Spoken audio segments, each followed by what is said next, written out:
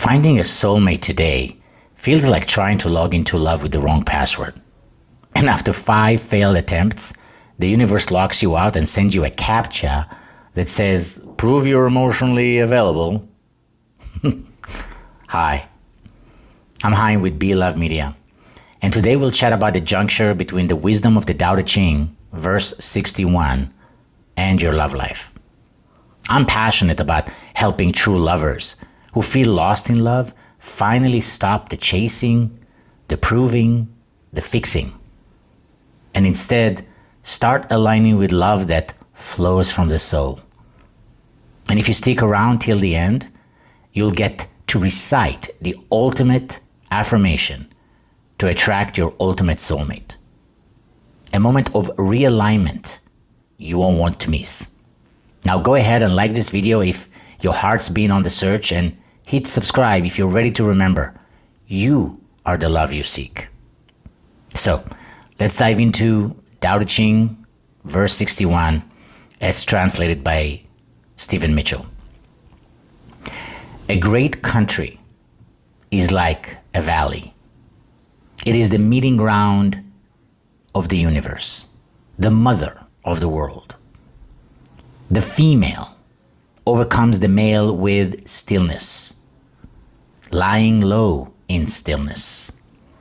Therefore, if a great country yields to a smaller country, it conquers the smaller country. And if a small country yields to a great country, it conquers the great country. So those who would conquer must yield. And those who conquer do so because they yield. So I want to share a little bit of my story in regard to this specific verse, because it actually blew my mind what I was able to do in my personal life, in my own personal struggles through this verse. So think of 5 years ago, a couple of months before the pandemic of 2020 was about to erupt. And here I was facing my third divorce. Yes, you heard me right. Third.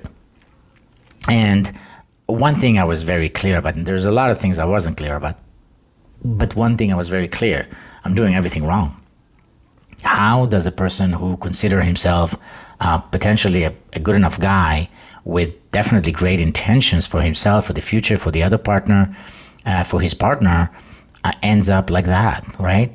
3 failed marriages? That doesn't make sense. Why would that happen unless you're following all the wrong ground rules, unless you are completely misguided? And I decided to go on a journey right around when the pandemic started. So what could have been maybe the worst time of my life, and in many ways it was definitely the most challenging time of my life, going into a high conflict divorce with a child that later we realized had special needs. A wonderful child nonetheless, but has his own challenges. And I was like, what if I can take this verse and use it to elevate my consciousness and elevate my results in life through that? Those of you who are familiar with the Tao Te Ching, by the way, this is a video 61 out of the 81 for this project that we're doing through the 81 verses of the amazing Tao Te Ching. Tao Te Ching is a philosophy grounded in 2,600 years ago, written by Lao Tzu, a great sage. And this is meant to be a recipe for a better life, a recipe for life that works. Obviously, mine wasn't. And this verse, one of the things that it says is the power of yielding can really present tremendous results, tremendous outcomes. And as I was going, for instance, through my high conflict divorce process with a person I was in an intense conflict with, who basically swore that she would do anything she can to make me unhappy due to me leaving the marriage for the reason that I did, and definitely followed through and still does to this day, trying anyway, and mostly failing miserably. So I realized that going into it, I am putting myself in great danger to stoop to that level and to get sucked into the conflict versus do what I really wanted to do and still does, to grow out of that and to learn many good lessons and to improve my life, my son's life, and my partner, which now I am happily married to, my beloved Rachel. And the power of yielding being aware of that power made me pause every time I had to make a decision, specifically in the case of the divorce process, and say, okay, do I need to fight on this specific step in that specific phase of that divorce process, or is it something for me to yield? Basically, pick your battles kind of things. And many times I decided to yield. If my ex would do something that is trying to push me to react, to get triggered, and maybe do something she can later tell the court, hey, look what he did, he's an aggressive guy, or whatever she was thinking of trying to get there, I wouldn't. I simply would just yield. Now, for the most part, I'm a very easygoing guy as it is, but it doesn't mean people cannot push your buttons, especially certain people, especially in certain high conflict situations. So the power of yielding really, really helped me.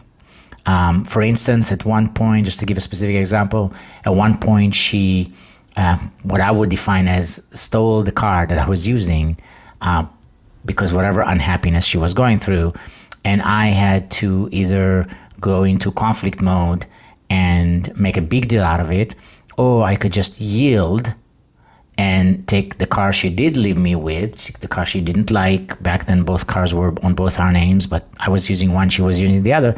She simply took the car, confiscated it, not asking, not nothing.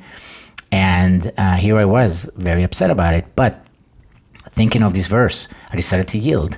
I gave up that car that she took, and the car that she did leave me with, used as a trade-in for the car dealership. And here I was with a new car again, because I decided to yield. I decided to flow with that situation versus fight it and make a big deal out of it and maybe cause damage in the process, right? To my reputation with the court and whatnot, and to my own peace of mind. So just one example. So I read this verse after my third divorce, and I spent 18 months in deep shadow work, doing different things, journaling, crying, questioning, unlearning, which is something that Tao Te Ching is big with, unlearning a lot of my bad habits and my attachments. And I realized that I spent most of my life trying to be impressive in love, in healing, in everything. But this verse invited me to lie low like a valley, not collapse, but surrender, to stop resisting the river and become part of it. And that's when the shift began. Love stopped being a performance act and started becoming a presence, a being. So that's the Tao, and that's where love lives. So those of you who made it all the way to here are 10 I am love affirmations. So now, true lovers, it's your turn. Let those words echo through you, not as a hope, but as a truth already within. Feel free to repeat after me. I am love in motion. I am the frequency of calm connection. I am a safe home for real love. I am love that receives and radiates. I am open to divine union. I am the one I've been waiting for. I am love without fear. I am the lowland, peaceful, powerful, magnetic. I am enough, now and always. I am love. So true lovers, if this stirred something in you, If it made you laugh, breathe, or even tear up a bit, then show some love. Like this video, share it with your favorite heart-led human, and subscribe so you don't miss what's coming next. And tell me in the comments, which affirmation landed in your soul like a soft bell? Until next time, be loved, be loved, and remember, some things can't be chased. They must be welcome.